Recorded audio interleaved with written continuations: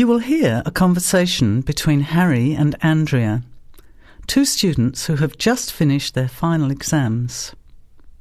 First, you have some time to look at questions 1 to 5.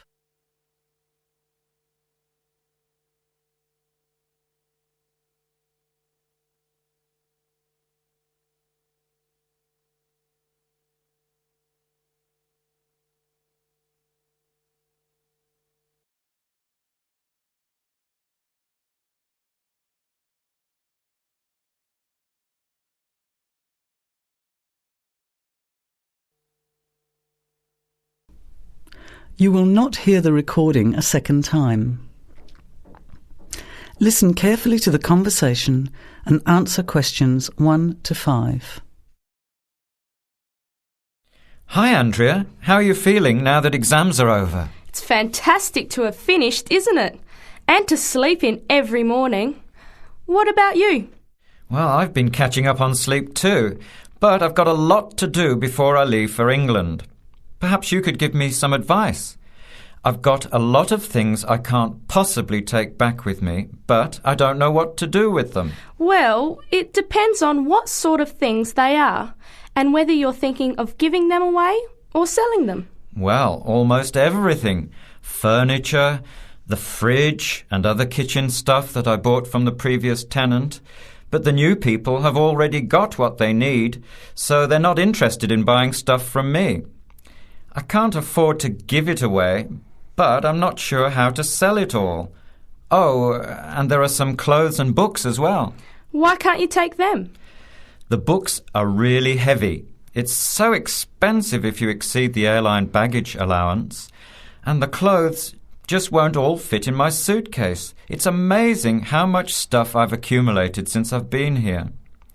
Anyway, I don't think I'll need as many summer clothes in England as I have here in Australia. I see. Well, there are several alternatives. First of all, you could put up notices around the university about the books. You know, on the notice boards in the Student Union building and in the economics department. Anywhere second and third year students will see them. People are always keen to buy cheap textbooks. OK, what should I say on the notices? Just put the titles, authors and price you want, your name of course, and maybe put your phone number on those little tear-off tags. That's a good idea. And what about the furniture? You could try doing the same thing, but usually students are away all summer, so they don't want to buy furniture now. Another place to try might be a second-hand shop. Someone from the shop will usually come around and give you a free quote, and then you can decide. But you don't usually get much money for that sort of stuff. Before you hear the rest of the conversation, you have some time to look at questions 6 to 10.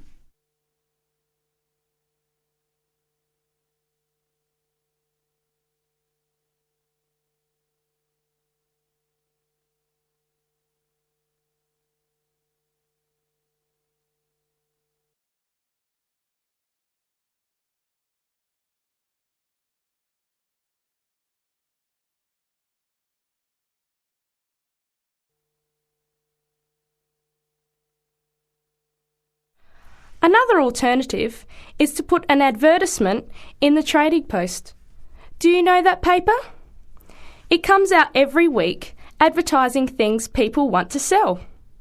You have to pay to put the advert in and then hope people phone.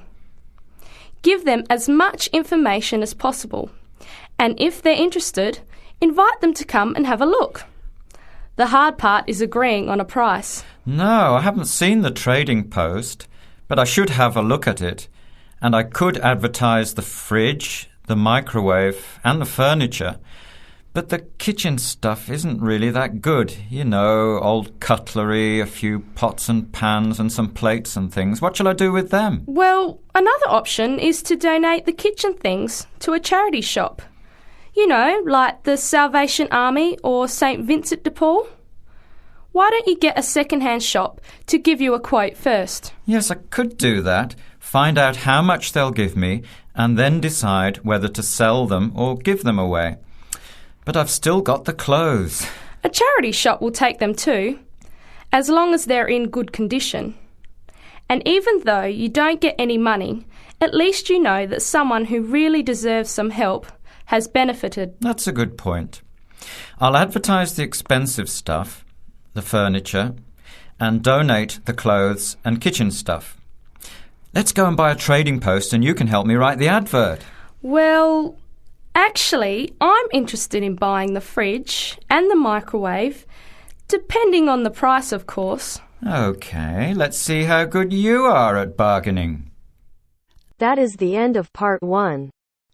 You now have half a minute to check your answers.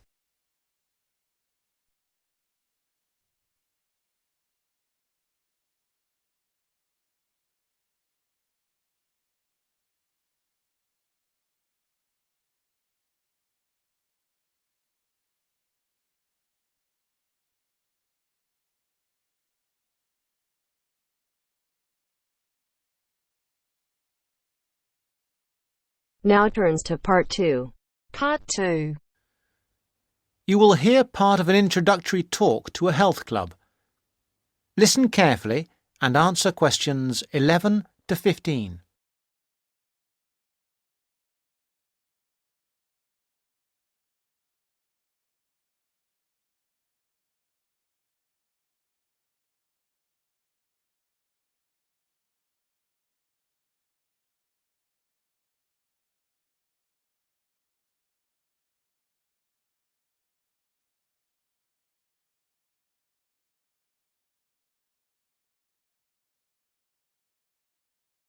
Good morning, everybody. I'd like to welcome you to Rose's Health Club, which is part of the nationwide Rose Group of Health and Fitness Centres. Today, I hope to tell you everything about the Glenfield Centre and the facilities it offers. First, have a look at the map of the centre I have put up here. There's a copy of it in your information packs. As you can see, we have a range of facilities. We are here at the meeting point, next to the reception desk. If you get lost, which is unlikely, make your way here. The main feature of the health club is, of course, the swimming pool. This is a 25-metre pool divided into 3 or 4 lanes. Access to the pool is normally through the changing rooms for obvious reasons. To get to these, bear left as you come through reception, and as you follow the corridor, they are the 2 doors immediately to your right. First the female changing room, then the men's. If you follow the corridor right to the back of the building, you'll find one of our most popular features, 3 state-of-the-art squash courts. We keep them in very good condition, so if you're keen on that sport, I'm sure you'll appreciate the quality. Right then, I'm sure what many of you are thinking of joining for is access to the gym facilities and activities like yoga. We've got lots of space for this, and these are all situated on the left-hand side of the main corridor, opposite the changing rooms and squash courts. At the far end, you'll find the fixed and free weights room. There are lots of fixed weights machines, and you'll also find exercise bikes and rowing machines. Next to that, directly opposite the changing rooms, there's access to our sports hall. This is where yoga classes, martial arts, circuit training and other classes take place. We even have badminton and table tennis sometimes. OK, moving on from the sports, there are 2 other things to point out. One is a small door next to reception to the left as you come in. This takes you into the staff training room. This is important because you'll know where to find us in an emergency, and it doubles as a first aid room in those circumstances. Finally, last but not least, there is another corridor to the right as you come in, and that leads you to the cafe lounge on one side and the viewing area for the swimming pool on the other. Before you hear the rest of the talk, you have some time to look at questions 16 to 20.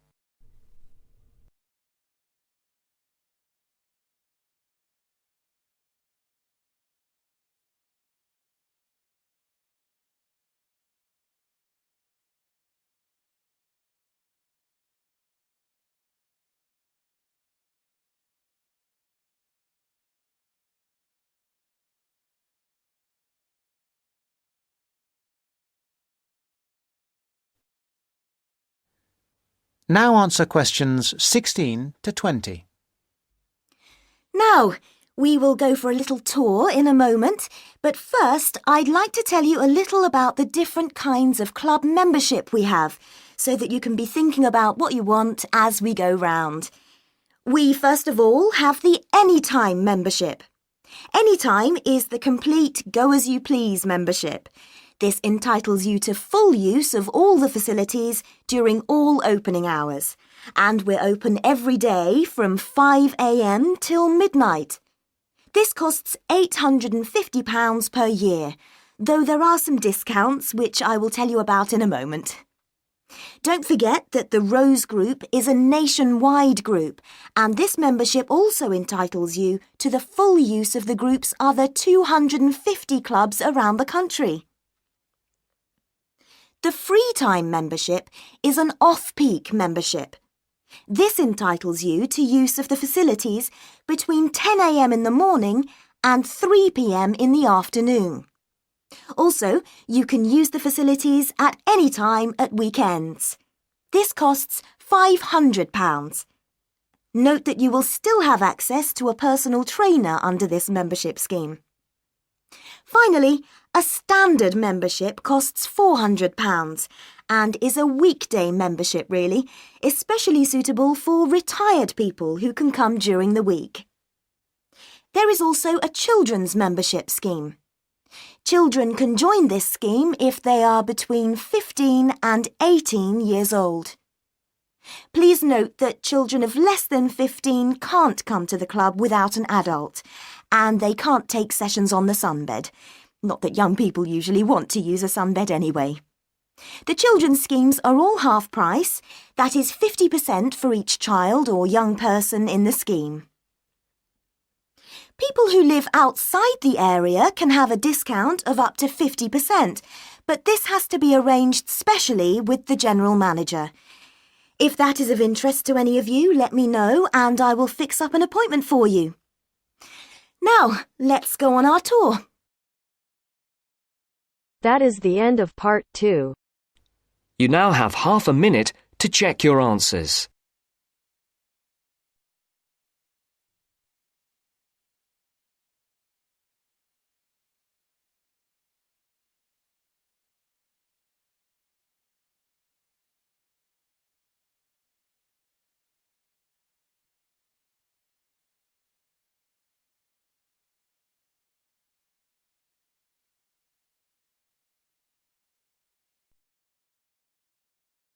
Now turns to part 3. Part 3. You will hear a tutor and some students talking about an assignment. Listen carefully and answer questions 21 to 26.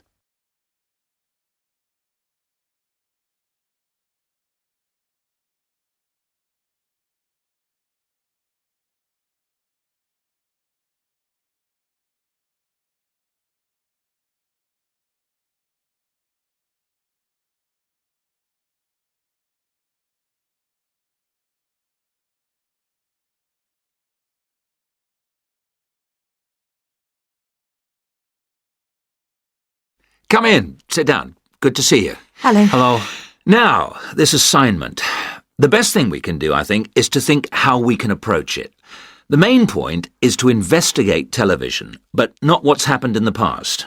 I was thinking that it would be necessary to go over the new media first and then... Yes, that's a way to make a start, but you need to do that quite briefly. But it's quite a complex topic. Yeah, I agree, but the emphasis must be on the future development of television as a cultural phenomenon. Yes. I've been reading the talk by Ashley Highfield. All right, and what do you take from that? What are the things that are competing with television? Well, to start with, there is the games console. Then there is the personal computer and the internet. Then again, the mobile phone with its capability of games and puzzles. And of course, internet access.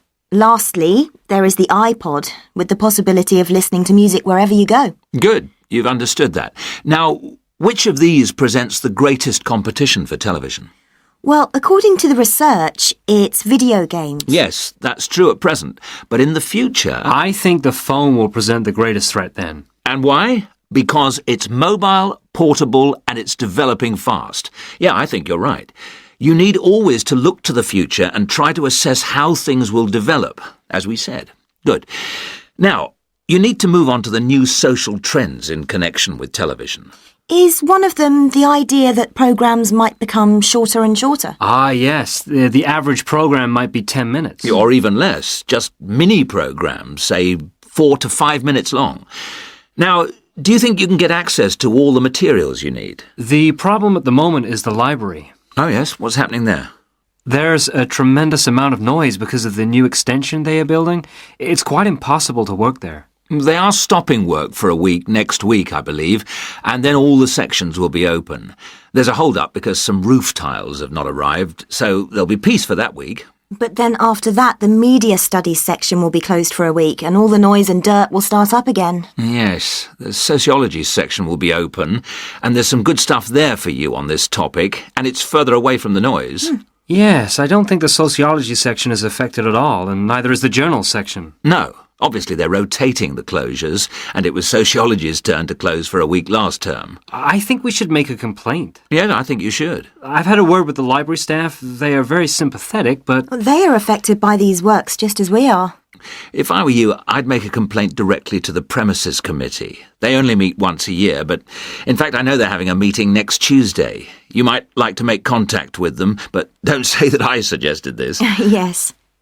But the Students' Union might be better since they are independent of the university. That's true, but I can't imagine that people haven't already approached them about this. Let's try the premises committee. Good idea. Why not? OK. Now, don't forget I need a copy of your dissertations by email and 2 copies in print, that is, on paper. If you give the reprographics office 24 hours notice, they'll make copies for you. And if you give them my details, they'll send those copies directly to me. They won't send copies to you, so you'll need to take your own copy personally from them. Good. Any questions? Before you hear the rest of the talk, you have some time to look at questions 27 to 30.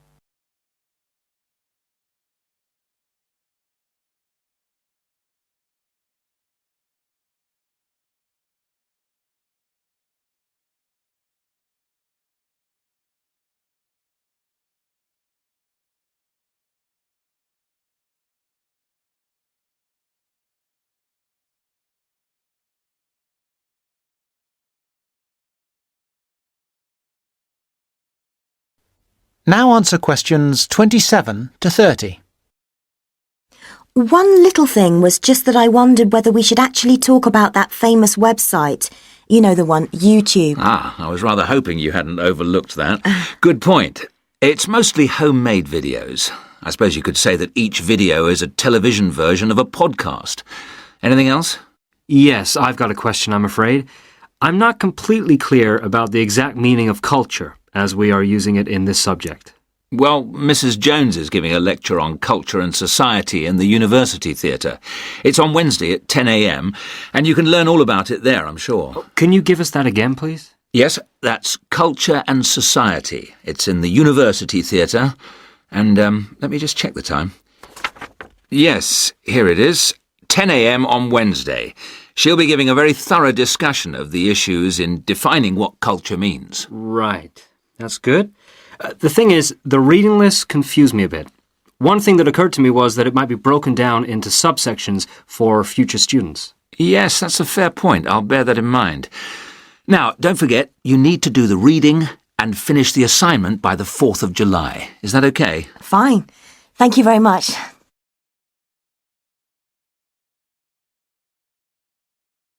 That is the end of part 3. You now have half a minute to check your answers.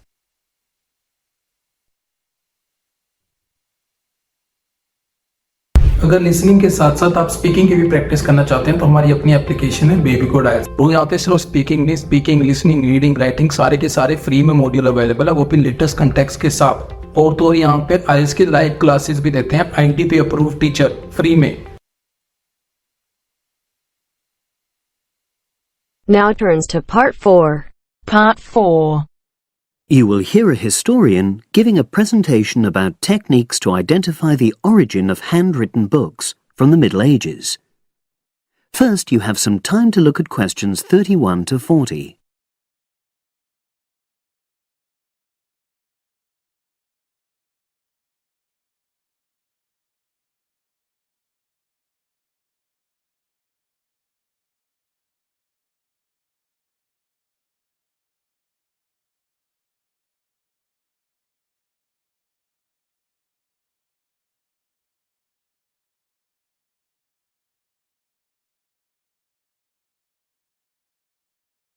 Now listen and answer questions 31 to 40. My presentation today is on how the science of genetics is being used to shed light on the origin of manuscripts, anything written by hand, produced in the medieval period, that is, the period between the 5th and 15th centuries AD. As many of you know, thousands of medieval handwritten books still exist today. Some of them have a clear provenance, that is, we know exactly where and when they were written. But the origin of many manuscripts has been a complete mystery, that is, until 2009, when geneticists started using DNA testing to shed light on their origins. But before looking at the new research, I need to explain something about the way the manuscripts were produced, particularly what they were written on. Virtually all were written on treated animal skins, and there were essentially two types. The first was parchment, which is made of sheepskin. It has the quality of being very white, but also being thin. It has a naturally greasy surface, which meant it was hard to erase writing from it. This made it much sought after for court documents in medieval times. The second type is vellum, which is calfskin. This was most often used for any very high-status documents because it provided the best writing surface, so scribes could achieve lettering of high quality. So, once the animal hides had been chosen, they had to be prepared. Where the right materials were on hand, the skins were put into large barrels or vats of lime, where they were agitated or stirred frequently. But if lime wasn't available, then the hides were buried. Both these techniques were designed to cause the hair to slough off and the skins to become gelatinous and therefore more flexible. The next stage was to put the hides on stretcher frames and pull them very tight. While on the frame, they were scraped with a moon-shaped knife in order to create a uniform thickness. For parchment, that was the end of the process. But for vellum, there was an additional stage, where it was bleached in order to achieve the desired color.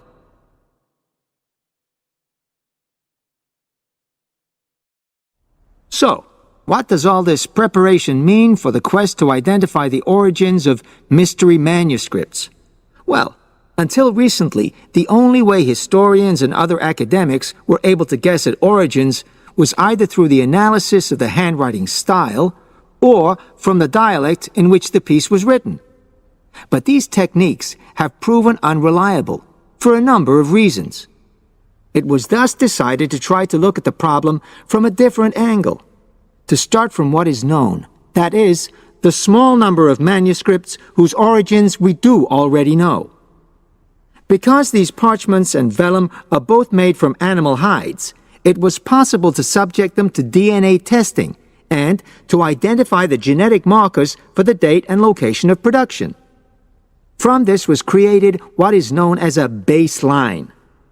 The next stage was to test the mystery manuscripts, finding their DNA characteristics, and then making comparisons between the known and the mystery scripts. Genetic similarities and differences enabled the scientists to gain more information about the origins of the many manuscripts we had known virtually nothing about up to that point. Now you might ask, what are the potential uses of this new information? Well, obviously, it can shed light on the origin of individual books and manuscripts. But that's not all. It can also shed light on the evolution of the whole of the manuscript production industry in medieval times. And because that was such a thriving business, involving very large-scale movements right across the globe, the new data in turn help historians establish which trade routes were in operation during the whole millennium. Now, if anyone has any questions... That is the end of part 4. You now have half a minute to check your answers.